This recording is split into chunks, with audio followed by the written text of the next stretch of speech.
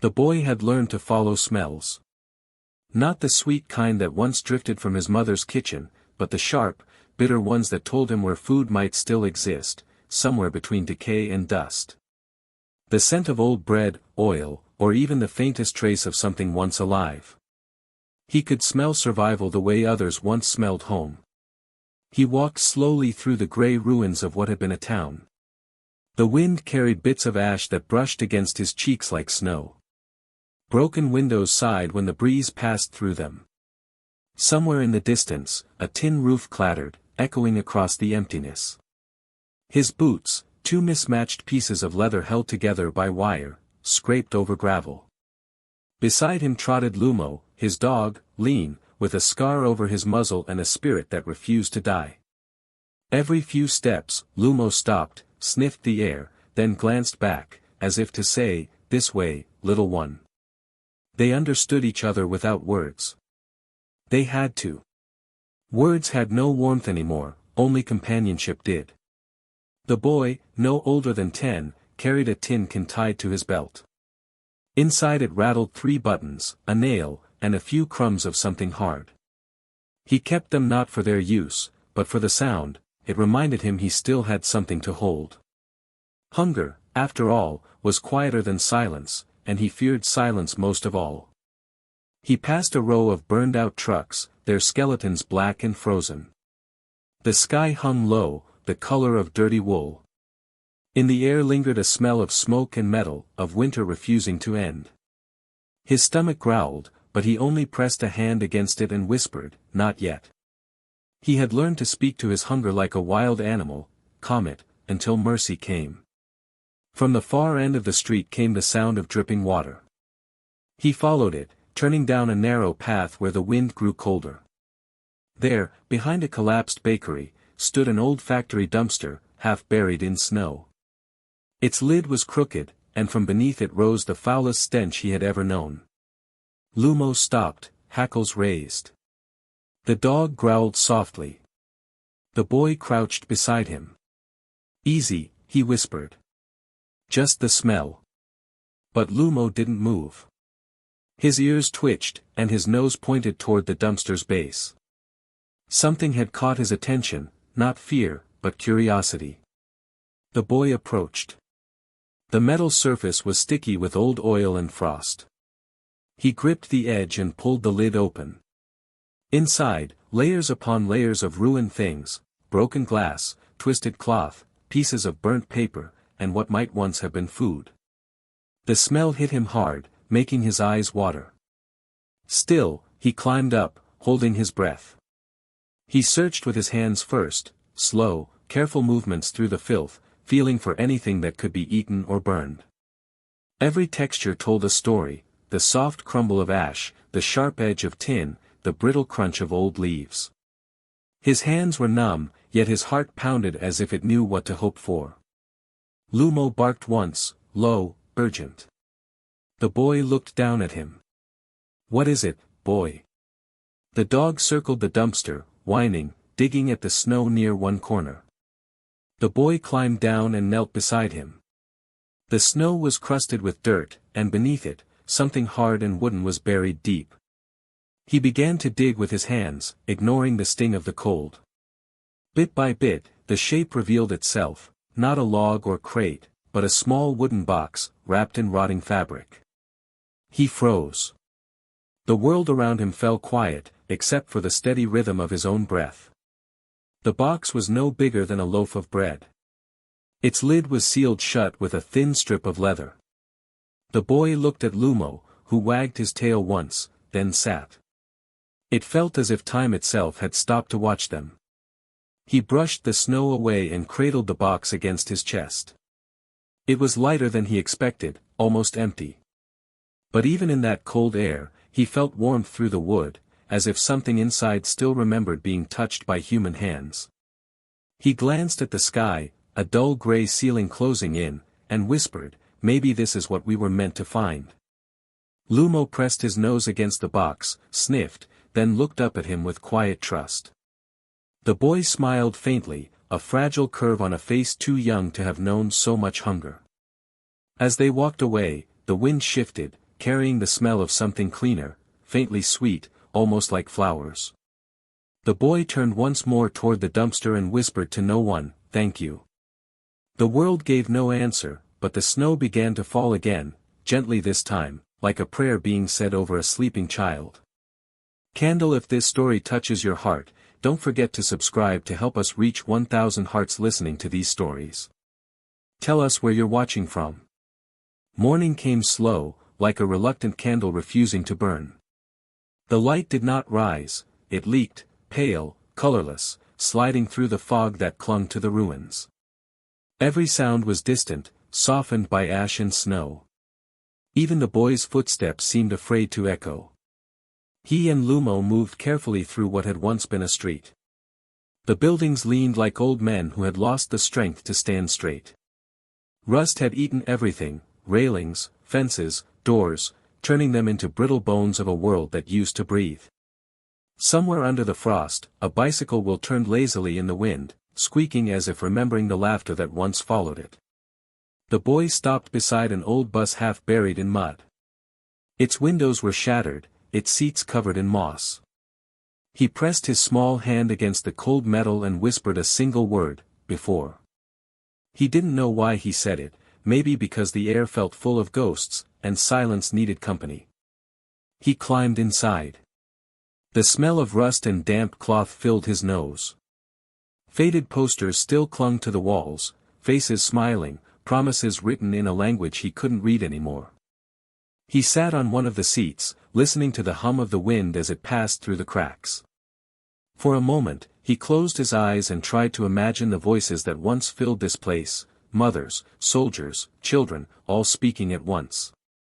But when he opened his eyes, there was only Lumo staring back at him from the doorway. The boy smiled faintly. "No one left," he said. Lumo wagged his tail once, as if to say, "We are." They left the bus behind and walked toward the factory. The road was broken, littered with shards of glass that glimmered faintly beneath the weak light. The boy thought of the box, still tucked safely under his arm, wrapped now in a piece of cloth torn from his sleeve. He didn't know why he guarded it so closely, only that it felt wrong to let it go. The wood's warmth seemed to pulse faintly against his chest, like a heartbeat. He passed the skeleton of a church. Its bell had fallen, lying cracked in the snow. The cross above the steeple was bent, pointing not to heaven but toward the earth. The boy stood for a while, staring. His lips moved, forming words he barely remembered, a prayer his mother once whispered before meals.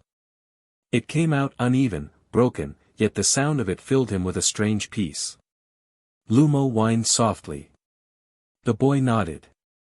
"She used to say God never forgets," he murmured. "Even when the world does." They walked on. Past a schoolyard buried in weeds. Past a shop sign still swinging in the wind, letters half gone, Hope M, and then nothing more. Everywhere they went, the land seemed to breathe differently, slower, heavier. The boy could feel the weight of everything that had been lost pressing down on the cold air. And yet, beneath it all, there was something else, something waiting. It was as if the ground itself still remembered the footsteps of those who once prayed here, worked here, loved here. When they reached the edge of town, the boy stopped. The land opened wide, hills stretched far and bare, and in the distance, the line of a forest whispered beneath the fog. Beyond that, the world vanished.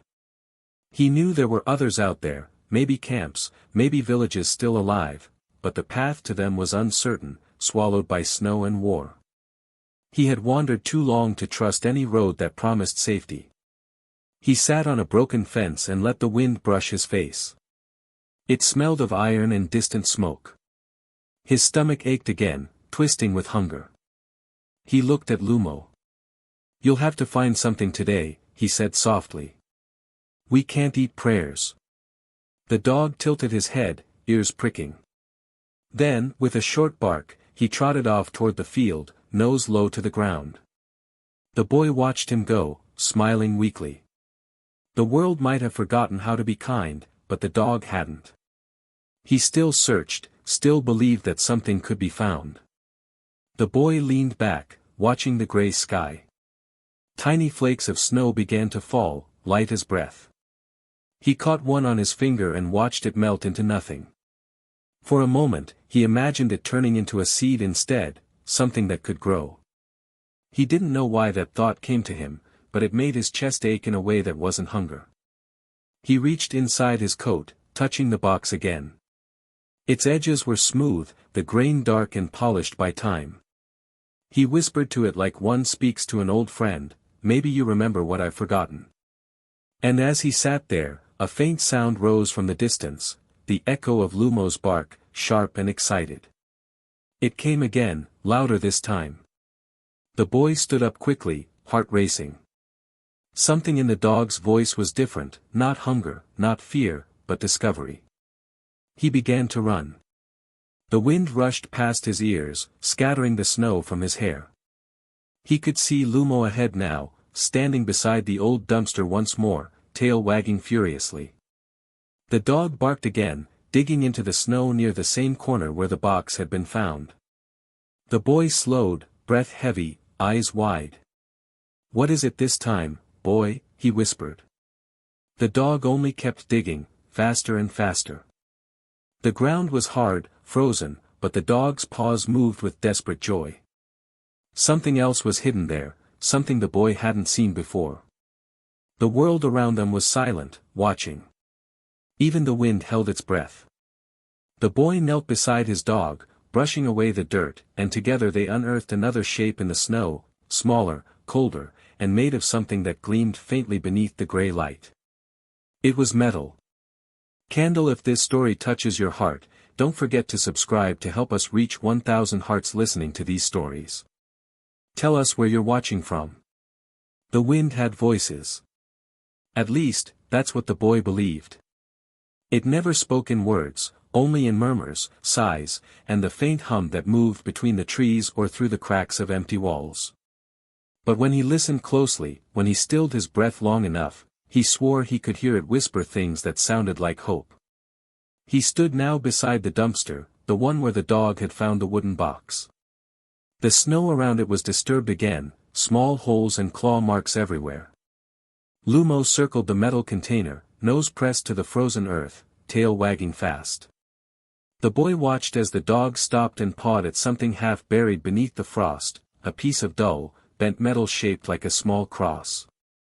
The boy knelt, brushing away the dirt. The cross was old and cold to the touch, the edges smooth from years of being handled. It wasn't pretty, but it carried a strange weight, the kind that didn't come from metal, but from memory.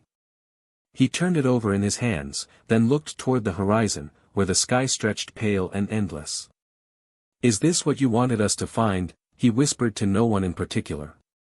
The wind stirred then, soft at first, then strong enough to make the loose sheets of tin rattle nearby. It carried the smell of wood smoke and distant rain. Lumo barked once, sharp and bright, as if answering. The boy smiled faintly, his lips cracked from the cold. He tucked the cross into the pocket of his coat beside the wooden box. "Two treasures," he said softly. "Maybe they belong to each other." They left the factory behind, walking toward the fields that spread beyond the ruins. The ground was rough, scattered with stones and patches of old grass turned gray from frost. The boy's boots slipped on the ice, and his breath came in small clouds. Lumo trotted ahead, stopping now and then to sniff at the air. The world was still, too still, the kind of stillness that made the smallest sound sacred. After a while, they reached the edge of a broken fence. Beyond it lay a small hill covered with birch trees, their trunks pale and smooth, their branches whispering softly. The boy climbed the hill and sat beneath one of the trees. He opened his coat, took out the box, and laid it in his lap. The leather strap around the lid had loosened slightly. He ran his finger along the edge, feeling the faint ridges in the wood. The box seemed to hum in his hands, though he knew it was only his pulse. Still, something in him hesitated to open it. He wanted to be ready, not just with his hands, but with his heart. He closed his eyes. The wind brushed against his face, cool and careful, like a hand. In that moment, he remembered his mother's voice, soft and steady, like the rhythm of rain on a window. If you listen long enough, she once told him, you'll hear the wind carry prayers. Not from people, from the earth itself. He had been too young to understand it then. But now, sitting under the birches with the world stripped bare around him, he thought maybe he did. Maybe the earth prayed too, not for itself, but for the broken things that still walked upon it. He whispered a few words, uncertain and quiet, thank you for the dog. For the box. For the wind. It wasn't a prayer the way he remembered prayers should sound, but it was honest, and honesty, he thought, must count for something. When he opened his eyes again, Lumo was lying beside him, chin on his paws, eyes half closed. The dog looked tired but content, as if he too had found a kind of peace just by being near. The boy reached down and scratched behind his ear. You always find the right things, he murmured. Even when I don't know what I'm looking for. The wind shifted again, stronger now. It swept through the birch branches, making them tremble and sing. The sound reminded the boy of waves, soft, endless waves rolling through an ocean he'd never seen. For a moment, he imagined his mother standing on some faraway shore, calling his name through the wind. The thought made his chest tighten, not with pain, but with longing. He stayed there until the sun began to fade, turning the sky from gray to pale gold. It wasn't a warm light, but it was enough to make the snow sparkle. He picked up the box again, studying the faint carvings on its lid. He noticed something he hadn't seen before, small symbols etched into the wood, worn but still visible. Crosses, circles, and lines that looked like waves or mountains. He didn't know their meaning, but they felt ancient, older than war, older than hunger. He traced them with his finger, slowly, reverently. Then, without quite knowing why, he whispered, if someone left this behind, maybe they wanted it to be found. Lumo's ears perked up at the sound of his voice. The dog stood, shaking snow from his fur. The boy smiled, slipping the box back into his coat. Come on, he said. Let's find a place to sleep before the dark finds us first. They walked down the hill together, the wind following them like a quiet guardian. The last light of day bent low behind the clouds, painting the ruins in a faint silver glow. The boy looked back once at the birch grove. The trees swayed gently, whispering as the wind passed through them. And though he couldn't understand the words, he felt, for the first time in many days, that someone, somewhere, was listening. By the next morning, the boy had learned that hunger has a sound. It wasn't a growl, not really, more like the echo of something hollow, something calling out from deep inside, asking to be remembered. He woke to that sound, his stomach twisting, his breath coming in short, cold bursts. Lumo was already awake, watching him with patient eyes, tail sweeping through the snow. The wind was quieter today. The world seemed to rest, as if even the ruins were tired of creaking. A pale mist floated over the ground, softening the broken shapes of buildings and trees. Somewhere, a crow called, long and lonely, and the sound drifted over the valley like a prayer with no one left to hear it. The boy sat up slowly, rubbing warmth into his hands. His fingers were cracked and red from the cold, but his spirit was not yet broken. He reached into his coat and touched the wooden box, still there, still strangely warm against his chest. For a moment, he simply held it, listening to the faint heartbeat of the wind. Then, with a sigh, he rose. Lumo trotted beside him as they made their way back toward the factory. It was the only place that promised anything, even if that promise smelled of rot. The boy didn't mind. He had long ago stopped caring about the difference between clean and dirty, between good and bad. Survival didn't leave room for pride. When they reached the factory grounds, the air grew heavier. Rust and oil mixed with the smell of decay. The great metal skeletons of machines stood like giants fallen in battle, their surfaces slick with frost. The boy stepped carefully through puddles of black water that reflected the gray sky. Each step made a hollow sound, like the echo of a drum. The dumpster loomed ahead, a crooked, dented container, its side streaked with grime. This was the place where Lumo had first found the box. The boy hesitated for a moment, staring at it. Something about it felt different today. The air around it seemed still, as if waiting. Even the wind had stopped whispering. Lumo approached first, sniffing at the base. His tail wagged once, then again. He let out a small bark and looked back at the boy expectantly. "You think there's more?" the boy asked softly. "More boxes? More treasures?" The dog tilted his head, then began to dig at the snow near the edge of the dumpster. The boy smiled faintly. "You always know," he said, and joined him. The snow was wet and heavy, and their fingers and paws worked through it until they uncovered something metal. A handle. The boy's pulse quickened. He brushed away more snow, revealing a smaller hatch near the bottom of the dumpster, a hidden compartment of some kind. "Help me," he murmured, not that the dog could, but saying it made him stronger. He gripped the handle with both hands and pulled. It didn't move. He pulled again, harder this time, until his arms trembled and his breath fogged the air. Finally, with a screech of rust, the hatch gave way. A sharp, foul smell burst out. The boy covered his nose, eyes watering. Inside was a pile of soaked papers, bits of wood, and metal scraps. But among them, something different. Something wrapped in cloth. He reached in, his hands shaking. The fabric was damp and cold, but the shape inside felt solid, rectangular, heavy. He pulled it free and laid it in the snow. The cloth was dark, stiff with age. Slowly, carefully, he unwrapped it.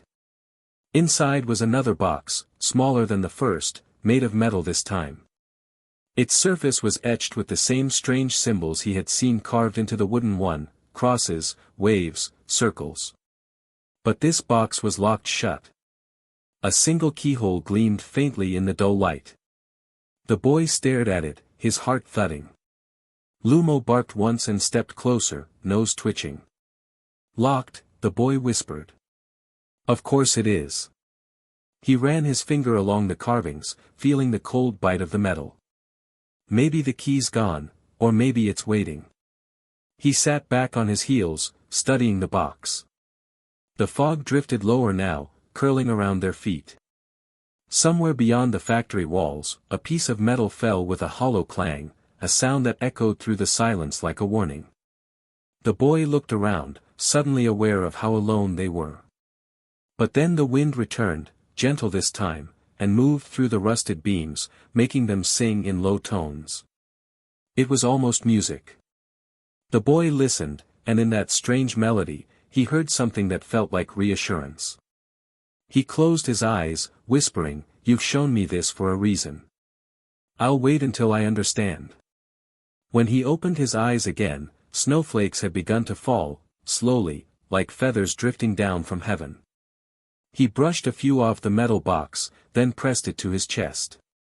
It was cold, but beneath the cold, he felt something alive, the faintest thrum of warmth, as though it remembered being held before. Lumo gave a short, low bark. The boy looked at him.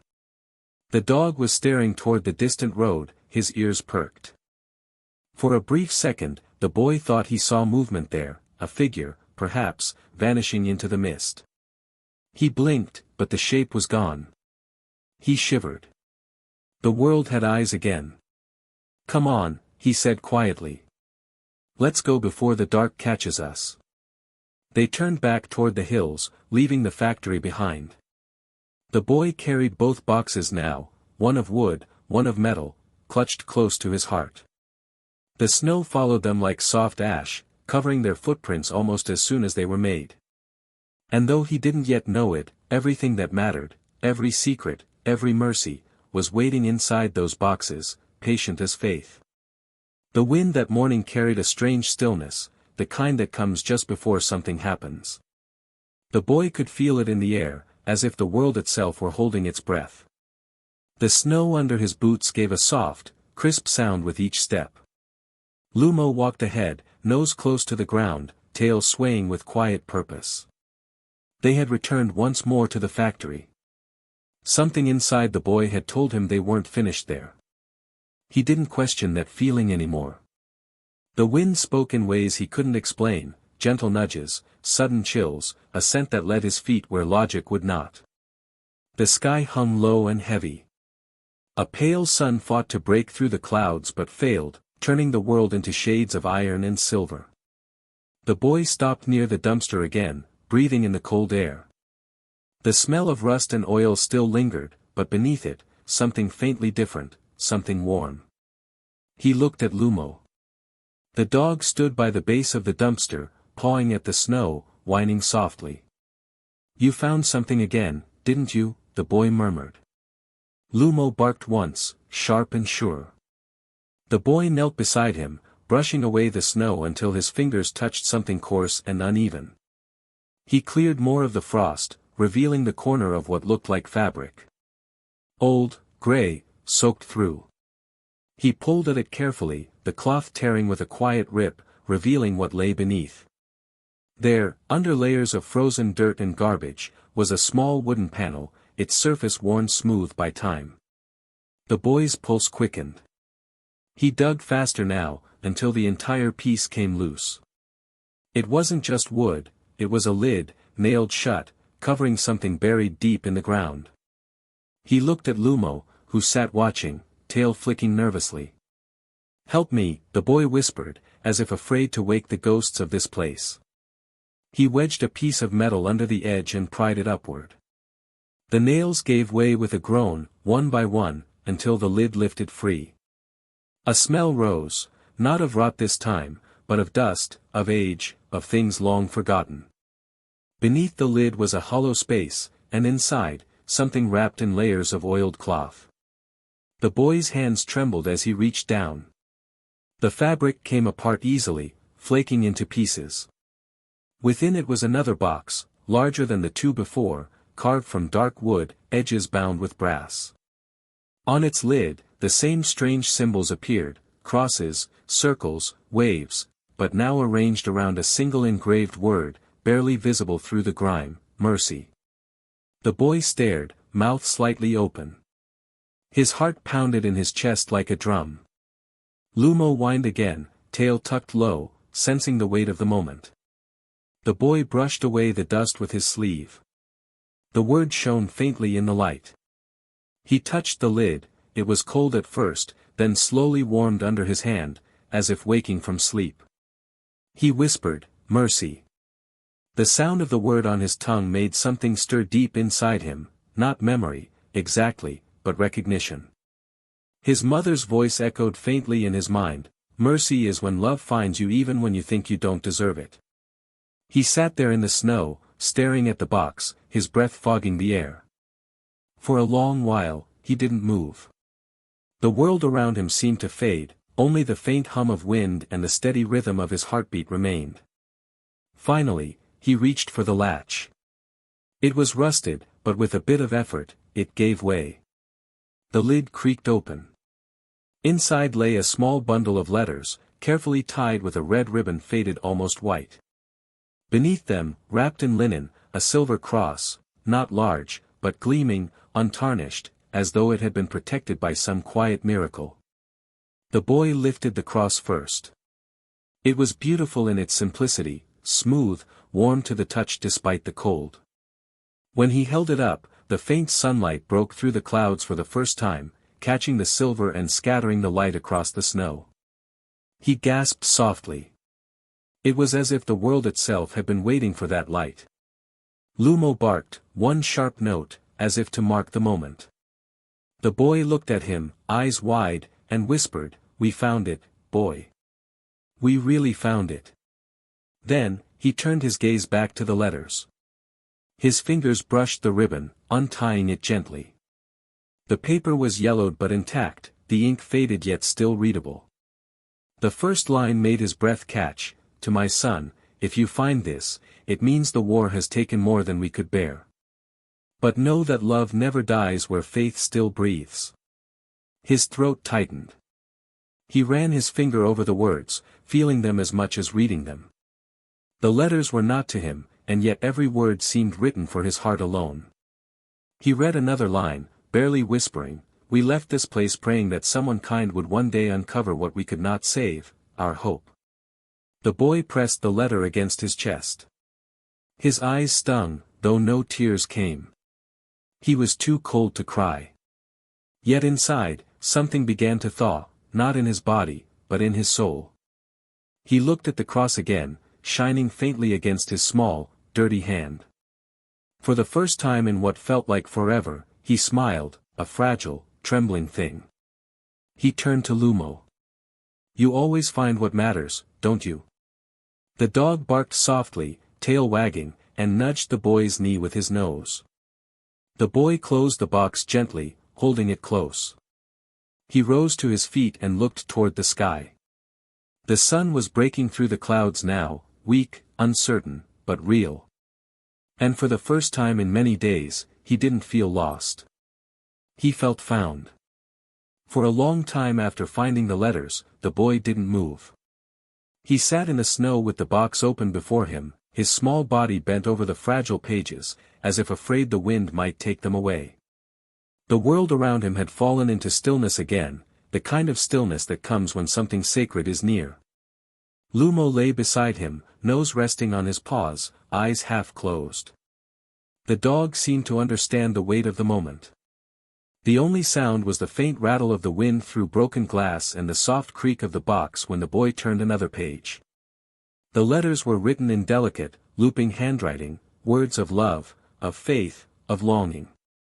A woman's voice speaking through ink and years, whispering across the divide between what was and what remained. "If you are my son, remember the prayers I taught you. If you are a stranger, keep them for yourself. They are small lights, and the world needs more of those." He read the line over and over, his lips moving silently. A strange warmth filled his chest, not quite joy, not quite sorrow, something deeper. It was as if these words had been waiting for him, sleeping inside the box until the right hands woke them. He placed the letters back carefully, then lifted the silver cross again. Its cool surface caught the light, scattering it in gentle flashes. He held it up to the sky, where clouds moved slowly like gray sails across a silent sea. "Were you waiting for me?" he whispered. "Or for someone else?" The wind answered with a low sigh that brushed through his hair. In it, he thought he heard a word, both. He smiled faintly. There was something about the cross that made the air around him feel different, lighter, almost sacred. He didn't fully understand why, but he could sense it. The boy had never owned anything so clean, so whole. He rubbed the surface gently with his thumb, then hung it around his neck using a piece of frayed string he tore from his coat. The metal rested against his chest, cold at first, then warm. Lumo barked once, tail thumping softly in the snow. The boy looked at him. "It's not food," he said, smiling weakly, "but maybe it's better than that." The dog tilted his head, listening. The boy laughed softly, a small, broken sound that turned into a sigh. "Don't look at me like that. I know we're still hungry." He closed the box, running his fingers over the carved word, "Mercy." The wood felt smooth and strong, as though it had survived too much to ever break again. He tied it shut with the ribbon that once held the letters and pressed it to his chest. "You waited," he whispered. "All this time." The snow began to fall again, slow, gentle flakes that drifted down like ash from a quiet fire. They melted as they touched the silver cross, but stayed on his coat, collecting on his hair and lashes. He didn't brush them away. There was something comforting about their coldness, a reminder that the world, even broken, still knew how to touch him softly. He looked around at the ruins, the bent chimneys and empty windows, the distant line of the forest beyond the hills. Everything seemed to shimmer faintly under the snowfall. The silence no longer felt empty. It felt patient. As if the world itself had been holding its breath, waiting for this moment too. The boy stood and stretched, his small body aching from the cold. He turned toward the road that led away from the factory. "Come on, Lumo," he said. Let's go. I don't know where yet, but maybe the wind does. The dog rose, shook himself, and followed. They walked through the snow in silence, leaving behind the factory, the dumpster, the ghosts. The boy carried the box under his arm, close to his heart. Each step felt heavier, but not from the weight, from the meaning. As they reached the open field, the wind rose again, sweeping across the land in long, shivering waves. It carried with it the faint sound of something, a voice, perhaps, or a memory, that seemed to whisper from far away, "Keep walking. You are seen." The boy stopped. He turned slowly, eyes scanning the empty horizon. There was no one there, only mist and falling snow. But he felt it again, that strange certainty, not that someone was watching, but that someone was with him. He touched the cross on his chest. "I believe you," he whispered. Then he smiled, a small, quiet smile that seemed to belong to another time. They continued walking until the factory was nothing but a gray shadow behind them. The wind carried the scent of pine and earth now, cleaner, lighter. The snow thickened, softening the edges of the world, making everything look almost new. By the time they reached the edge of the forest, the boy stopped again. He turned once more toward the place they had left. "You waited," he said softly to the air. "And I found you. That's enough." Lumo barked once, and the boy knelt to wrap his arms around the dog's neck. For a long moment, they stayed like that, two small, living things in the middle of a vast, frozen world. The boy's breath rose in soft clouds, and in the silver light, it looked like prayer. When he finally let go, he whispered, "We'll keep going." She would want that. And the wind, carrying snow and silence, seemed to whisper back, "Yes. Keep going." The fire was weak that night. The boy had built it with scraps of wood and bits of old paper, its flames trembling more than burning. He and Lumo huddled close, the glow turning their breath into small clouds of gold. Beyond the light, the forest whispered, branches creaking, snow falling from high limbs with soft sighs. The boy had found shelter in a half-collapsed barn at the edge of the trees. It wasn't warm, but it was dry enough. The wind slipped through the gaps in the walls, bringing the smell of pine and distant smoke. He didn't know where the smoke came from, maybe another traveler, maybe ruins still smoldering somewhere far away.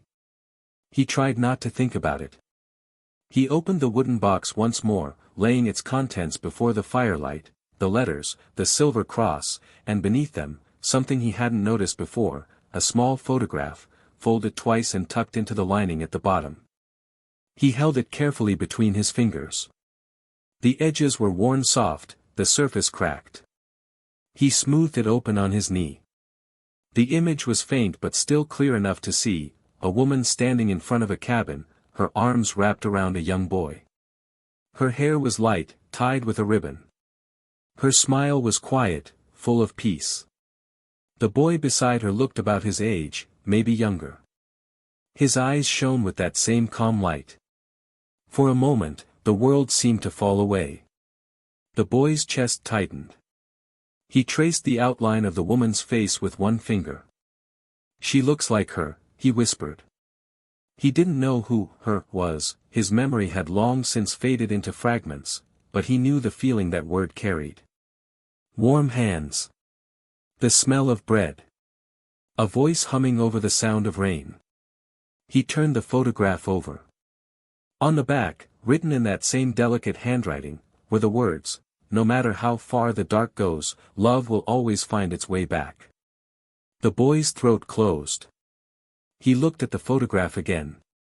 The woman's eyes seemed to meet his through the decades, through the cold and ruin and loss, as if she could still see him sitting there, holding her memory in trembling hands. He whispered, "Were you the one who wrote the letters?" The silence answered softly, not empty, but listening. He took one of the letters and opened it again. The ink was faded, the words uneven in places, but he could still make them out. "When I hear the wind, I think of my son's laughter. I wonder if it carries his voice across the miles. Maybe someone else will hear it and remember what love sounds like. The boy read that line over and over until his eyes blurred. The fire crackled faintly. Lumo lifted his head and rested it on the boy's lap, his eyes glowing like small embers. The boy smiled weakly and stroked his fur. She wrote about the wind, too, he murmured. Maybe she heard the same one we do. He folded the letter again, carefully, and tucked it beside the photograph. Then he held the cross in his hand and whispered, if she had a son, maybe he's gone now. Maybe I was supposed to find her instead. The thought made something inside him ache, not with pain, but with a strange kind of comfort. Like finding a home that wasn't his, but that still opened its door to him. He looked around the dim barn, at the broken beams, the walls patched with shadows. The light from the fire flickered over everything, making the air shimmer. For a brief moment, he imagined that the woman from the photograph had once stood here, maybe even prayed here. Maybe she had left the box behind for someone like him, someone who still believed in the faint heartbeat of kindness. He whispered to the darkness, you didn't just leave these things. You left a sign. The wind answered by slipping gently through the cracks, lifting the edges of the letters. The fire flickered higher, painting the woman's face on the photograph in warm gold. The boy smiled. Thank you, he said softly. I'll take care of them. I promise. He leaned back, holding the cross close to his chest. The flames made small shapes dance across the ceiling, like wings, like light finding its way through broken glass. For a moment, his eyes closed. The rhythm of the fire and the wind mixed together, and he began to dream. In his dream, the woman from the photograph stood before him, her smile the same as in the picture. She reached out her hand and touched his face. Her skin felt warm, and her voice, when she spoke, was soft as falling snow. You were never lost, she said. You were always coming home. When he woke, the fire had burned low, and dawn was pressing gently at the cracks in the wall. The snow outside glowed faintly blue. Lumo stirred beside him, yawning. The boy sat up slowly, blinking against the pale light. The photograph lay in his lap. But now, something about it had changed. The woman's face seemed brighter, her smile softer, as if touched by the warmth of the dream. He held it close and whispered, I saw you. And though he was alone in that broken barn, he didn't feel lonely. Not anymore. If this story touches your heart, don't forget to subscribe to help us reach 1,000 hearts listening to these stories. Tell us where you're watching from. The morning light spilled softly through the cracks in the barn wall, falling across the boy's face. It was a tender light, the kind that doesn't wake you suddenly, but gently invites you back to the world. The fire had gone out, leaving behind only a faint curl of smoke. Lumo was still sleeping, his chest rising and falling in slow rhythm. The boy sat up, rubbing his eyes. The air smelled of wood ash and cold earth. His fingers were numb, but his heart felt strangely warm, as if some invisible hand had laid a blanket across his soul during the night. He reached for the box. The letters, the cross, the photograph, they were all still there, exactly where he had left them. He smiled faintly, relieved, and picked up the photograph again. The woman's eyes seemed softer now, almost alive in the morning light. The smile that had haunted him last night no longer carried sorrow, it carried welcome. The boy studied her face for a long time, trying to imagine the sound of her voice, the way she might have said his name if she had known it.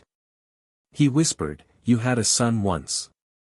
I think he must have looked like me. The words surprised him. They came out of his mouth before his mind could shape them. Yet the thought felt true.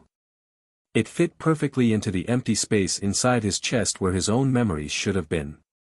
He couldn't remember his mother's face anymore, only fragments, the way her hands smelled of bread, the sound of her humming, the warmth of her arms. But when he looked at the woman in the photograph, those memories stirred, as though they had been waiting for a familiar shape to return to. He ran a thumb along the edge of the picture. Maybe she's part of my memory now, he murmured. Maybe she was always meant to be. The wind pressed softly against the barn, making the wood groan. The sound was slow, almost like breathing. He closed his eyes and listened. In that sound, he heard something faint, not words, but a feeling, gentle, kind, eternal. He reached for one of the letters again and began to read. If you ever feel alone, remember that love is not a place. It is a presence. It waits in the quiet. It listens when no one else can. The boy stopped and breathed deeply. The words sank into him like light into water. He looked at Lumo, who had woken now and was watching him quietly. She wrote these for someone, the boy said. But they feel like they're for me. The dog tilted his head, as if agreeing. He smiled. You think that's strange? Lumo blinked once and lay his head back down, his eyes soft. The boy folded the letter carefully, then pressed it against his chest. Maybe this is how God talks, he whispered. Not loud. Not through voices. But through things left behind. He sat there for a long while, letting the wind move through the barn like a quiet hymn. The air smelled faintly of pine and something sweet, maybe sap, maybe memory. Outside, the world was white and wide. Snow fell from the branches, catching the sunlight like tiny sparks. At one point, he thought he heard laughter, distant, light, like a memory carried on the breeze. He stood and looked through the crack in the wall, but there was no one there. Only the birch trees, swaying gently, their branches whispering together. Still, the sound stayed with him, faint but clear. It reminded him of something he had once known but forgotten. A song, perhaps. Or a prayer. He turned back to the fire's ashes, whispering to himself, maybe the wind remembers for me. He picked up the silver cross and held it in both hands. It reflected the light, shining like a small star.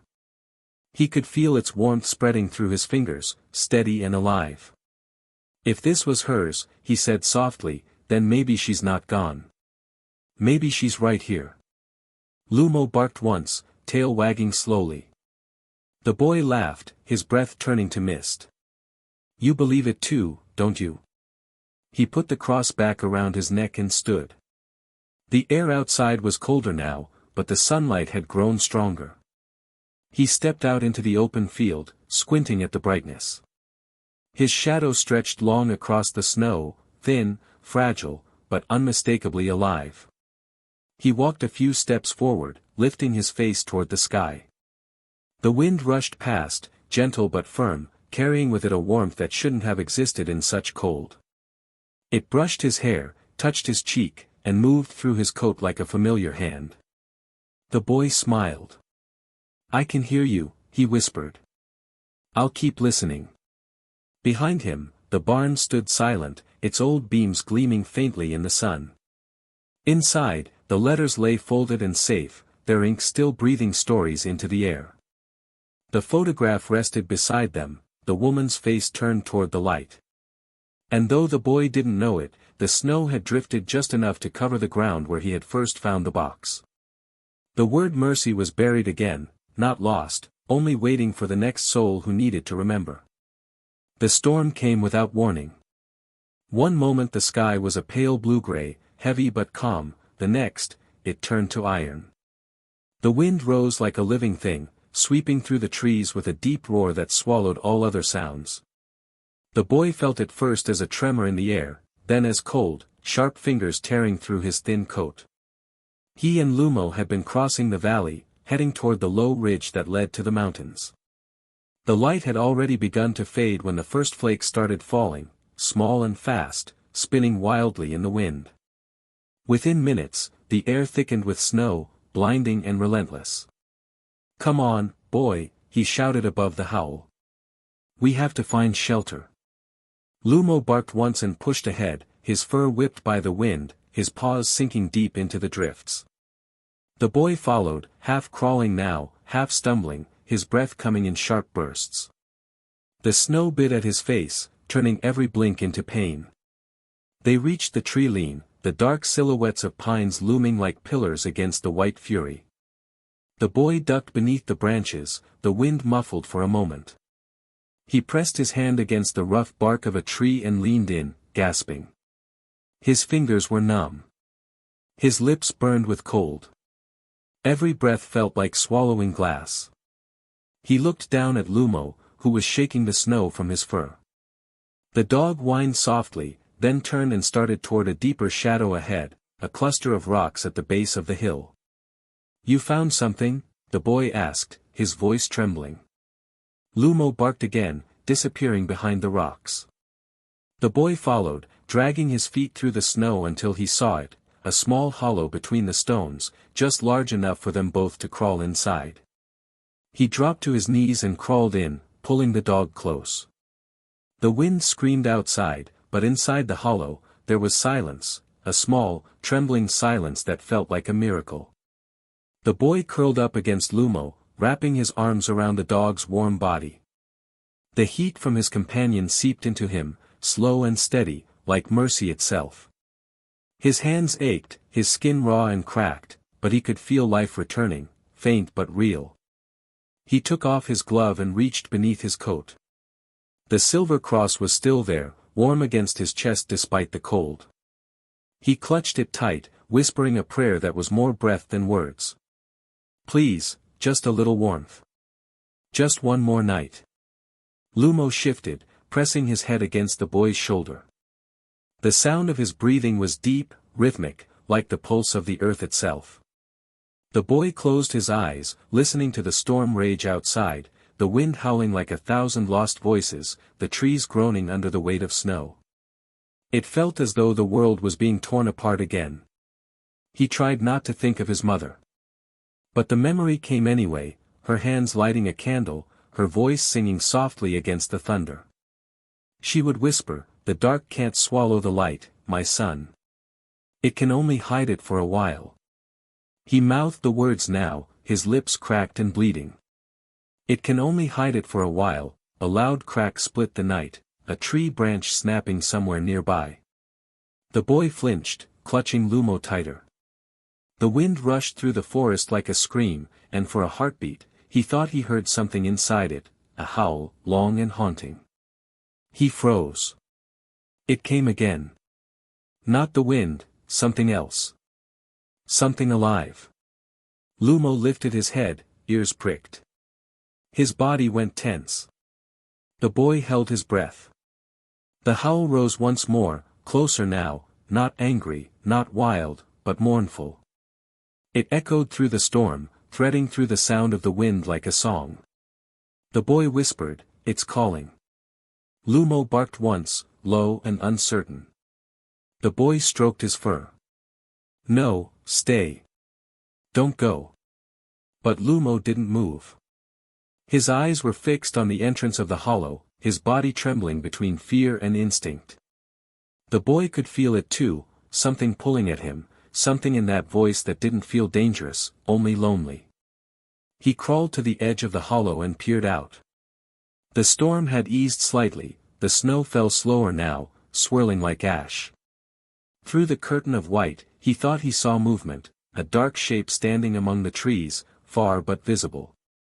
It stood still for a long moment, then turned its head toward him. The howl came again, softer this time, like a greeting.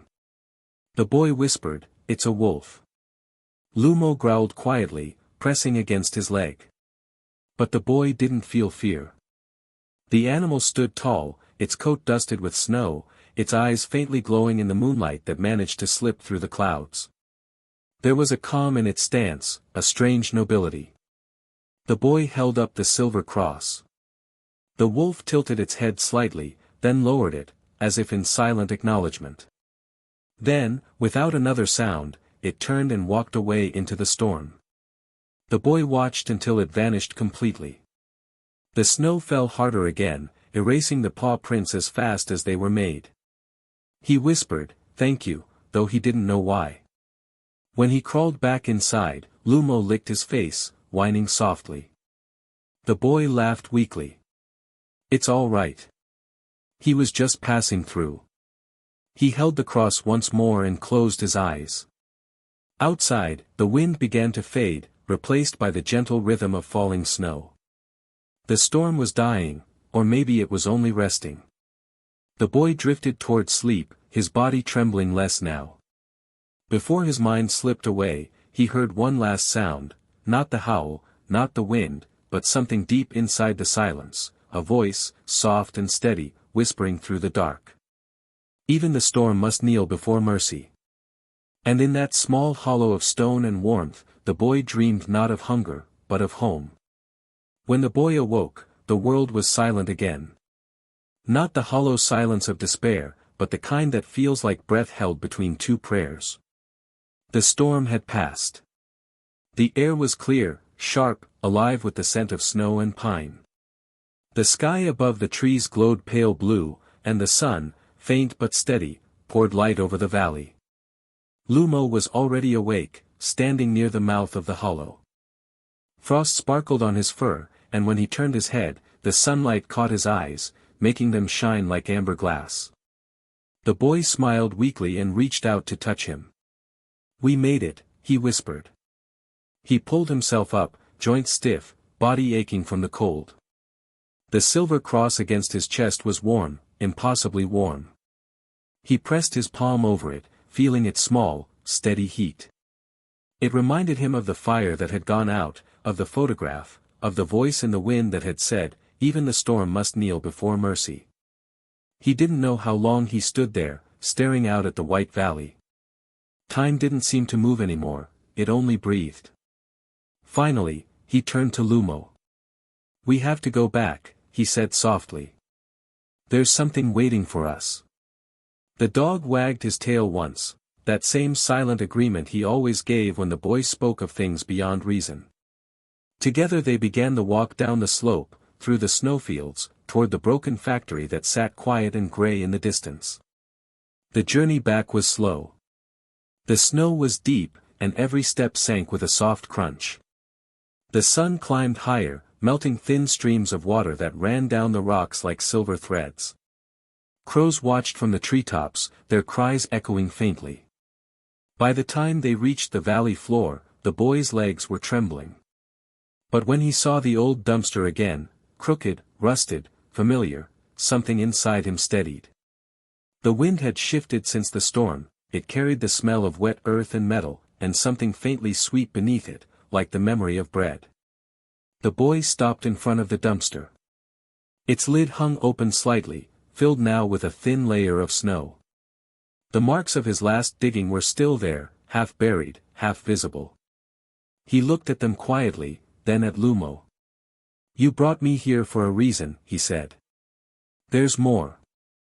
The dog circled the base once, sniffing the air, then began to dig again, this time not near the wooden panel or the metal hatch, but along the opposite corner. The boy frowned, puzzled. He knelt beside him, brushing away snow with his bare hands. His fingers hit something solid almost immediately. It wasn't wood. It was metal. He cleared the snow faster now, revealing the edge of a small tin box, dull with age. It was wrapped in a piece of oilcloth tied with a thin wire. The boy's heart began to race. He lifted it out carefully, shaking off the frost. The cloth was stiff, but it came away easily, revealing the box beneath. It was light, almost too light, and cold enough to burn his skin. He turned it in his hands. There were no markings on it this time, no carvings or symbols, only a single small dent on one side. He looked at Lumo.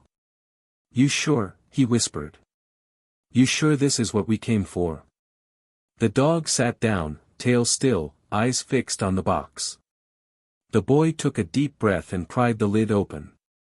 The metal creaked softly, like a whisper breaking the silence. Inside lay a folded scrap of paper and something wrapped in cloth. He lifted the paper first, unfolding it with trembling fingers. The ink was faded, but the words were clear enough to read, "To whoever finds this, if you hold this, you are not forgotten." The boy's breath caught. He read it again, his eyes filling with light that wasn't quite tears. He looked up at the sky, whispering, not forgotten. He reached for the cloth bundle and unwrapped it slowly. Inside lay a necklace, simple but beautiful, a thin chain of tarnished silver, with a small cross hanging from it. The same shape, the same design as the one already resting against his chest. He stared at it for a long time, his mind spinning. Then he pulled the cross from beneath his coat, the one from the first box, and held them side by side. They were identical. Perfect twins. He looked at Lumo, his voice barely a whisper. It was hers, and this was his. The realization came like sunrise, quiet but unstoppable. The first cross had belonged to the mother. This one had belonged to her son. The letters, the photograph, the box marked Mercy, all of it had been left here together, waiting not just to be found, but to be reunited. The boy sank to his knees, clutching both crosses in his small hands. The wind moved softly around him, brushing his hair, carrying warmth through the cold. He whispered, "You waited for someone to bring them back together." For the first time in days, he felt tears fall. They were not the tears of hunger or fear, but of release, as if something inside him, long held tight, had finally been allowed to breathe. He tied the second cross beside the first, both resting against his chest now, their metal gleaming in the pale light. The warmth they gave off was faint but real, the kind of warmth that doesn't fade. Lumo nudged his shoulder gently, whining. The boy smiled through his tears and placed a hand on the dog's head. "You found what she left unfinished," he said softly. "You found what was waiting." The wind sighed through the ruins, moving through the broken beams and rusted pipes. It made a sound like distant singing, or maybe it was just the way light moved across the snow. The boy stood slowly, both crosses resting over his heart. He looked at the factory one last time, the place that had once smelled only of death and decay, and saw it now as something else entirely. A place of remembrance. Of grace. He whispered, "Thank you." And then, with Lumo at his side, he turned and walked toward the hills, leaving behind the dumpster and the ruins. The sun broke fully through the clouds as they went, spilling gold across the valley, melting the last traces of the storm. Behind them, snow drifted gently into the open dumpster, covering it like a shroud of light. And though no one would ever see it again, deep beneath that snow, the faint imprint of the word mercy still waited, not buried, not lost, just resting, until the next lost soul needed to find it. By the time the boy reached the ridge again, the sun had begun to sink behind the mountains. The snow was no longer white but glowing gold and rose, the kind of light that makes even ruins look like they're breathing again. The air was calm, heavy with that strange stillness that comes only after storms, when the world seems to pause to listen. Lumo trotted ahead, his fur catching the light like threads of amber. The boy followed slowly, his small body tired but his heart awake. He touched the two crosses hanging from his neck, one for the mother, one for the son. They rested together now, warm against his skin, their weight steady and comforting. Every few steps, he would reach up and hold them both in his fist, as if making sure they were still real. After everything, the cold, the hunger, the storm, he had learned that miracles were often quiet, fragile things. They didn't arrive with thunder. They waited, buried beneath what most people called waste. When they reached the top of the ridge, he stopped. Below him stretched the valley, vast and pale, the factory now a gray mark in the distance. Smoke rose faintly from one of its chimneys, maybe from something collapsing, maybe from someone else who had found it. Either way, it no longer felt haunted. It felt blessed. The boy sat down on a rock, the wind brushing against his face. The cold didn't bite as sharply anymore. Lumo lay beside him, pressing close for warmth. The boy smiled and whispered, "You found everything, didn't you? Every piece we needed." The dog looked up, eyes bright, as if he understood. The boy took the tin box from his coat, the one that had held the second cross, and turned it over in his hands. On the underside, faint and almost hidden by rust, he noticed a small engraving he hadn't seen before. He rubbed at it with his sleeve until the letters appeared clearly. It read, for those who still believe in finding. He stared at the words, his throat tightening. It was almost too much, as if the world itself had left him one last message. He whispered, I do. I still believe. The wind rose softly, brushing through his hair, carrying with it the scent of pine and smoke and something faintly sweet, the smell of baked bread, maybe, or memory. He closed his eyes, letting it wash over him.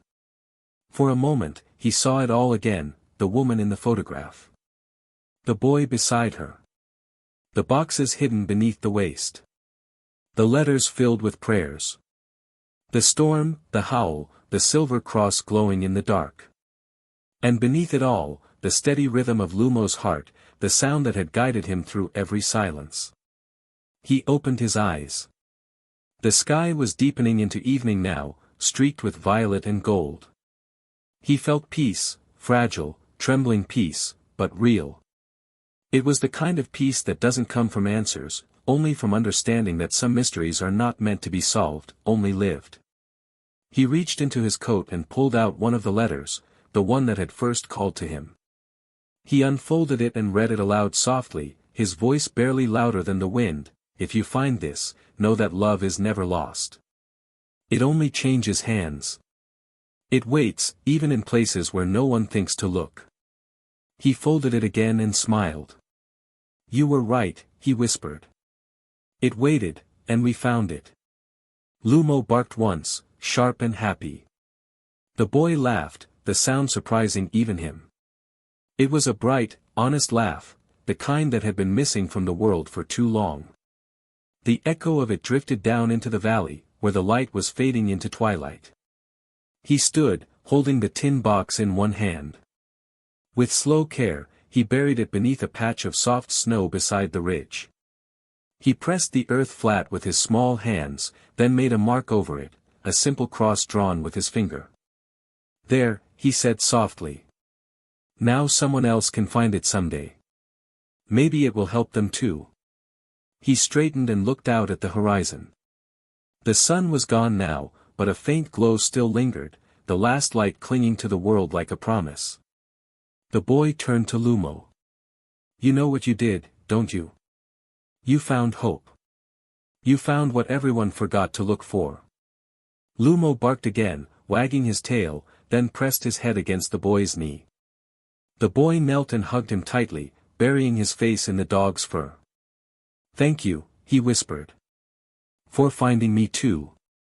They stayed like that until the stars began to appear, one by one, pale and slow. The world had grown quiet again, but not empty, never empty now. There was something alive in the silence, something that hummed softly beneath every breath of wind, every rustle of snow. As they began to walk down from the ridge, the boy looked up once more at the darkening sky. Two faint stars shone close together above the horizon, gleaming like twin crosses of light. He smiled.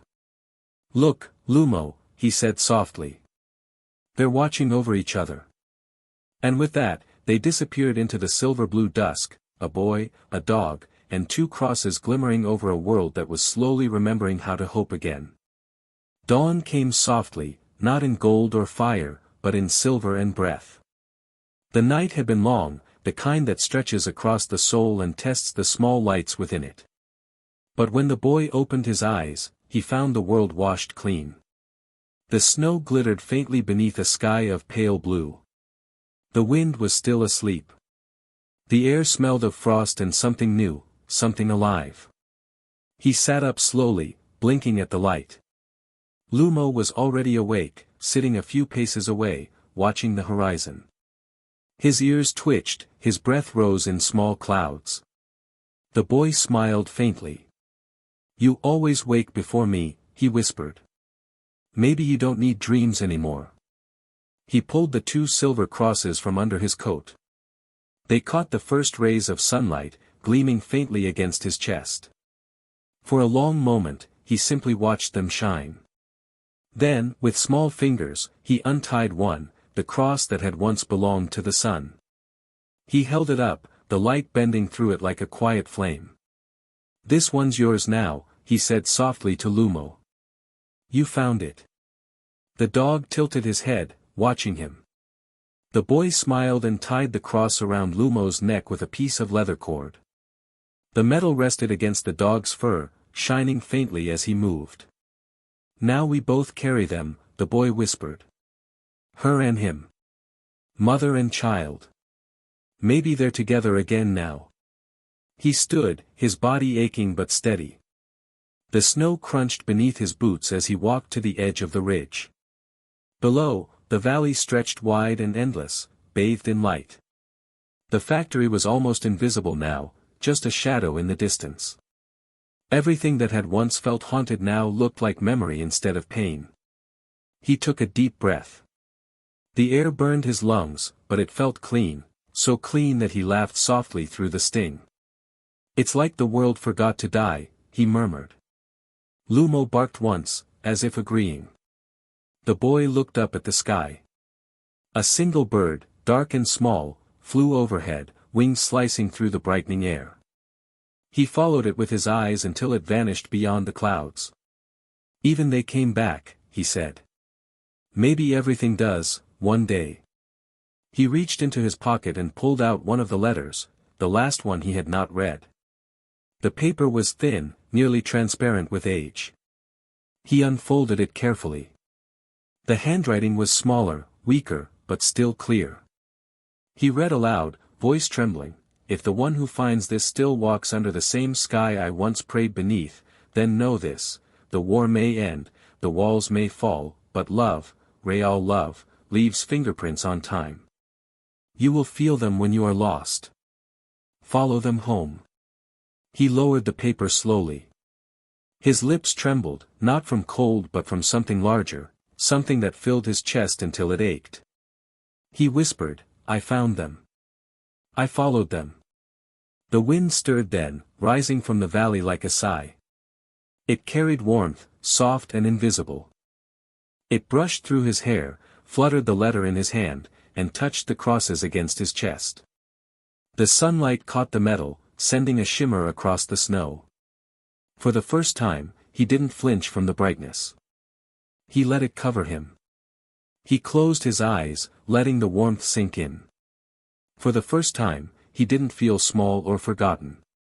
He didn't feel like a shadow wandering through ruins. He felt seen. Seen by the wind, the sky, the world, and by something far beyond them. He whispered, "You didn't forget me. You never did." Lumo barked softly, his tail brushing the snow. The boy knelt and wrapped his arms around him, pressing his forehead to the dog's.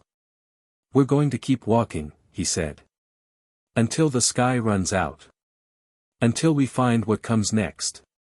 They stayed like that for a while, two survivors wrapped in the quiet warmth of morning. When the sun finally rose high enough to flood the ridge, the boy stood. He turned to the east, where the land opened wide, full of color and promise. The path ahead was uncertain, but it no longer frightened him. He began to walk. Each step crunched softly in the snow, the sound bright and alive. Lumo followed close behind, the silver cross at his neck glinting in rhythm with the boy's own. The light around them deepened, and the world seemed to breathe again, the faint hum of life returning where death had lingered too long. As they reached the hill's crest, the boy looked back one last time. Far below, the snow shimmered like glass. Somewhere beneath it, buried in peace, lay the boxes, the letters, the photograph, everything that had once been lost now resting in quiet grace. He whispered to the wind, "I'll remember for them." The air carried his words away, scattering them across the valley like seeds. And when the boy turned again toward the rising sun, he smiled, not with the frailty of a starving child, but with the quiet strength of one who had seen mercy and believed it. For in the end, it wasn't food or shelter that had saved him. It was the truth whispered from the ashes of the world: hope is not found. It is remembered. He took Lumo's paw in his hand, just for a moment, and together, they walked into the light of a new day. If this story touched your heart, don't forget to subscribe to help us reach 1,000 hearts listening to these stories. Tell us where you're watching from.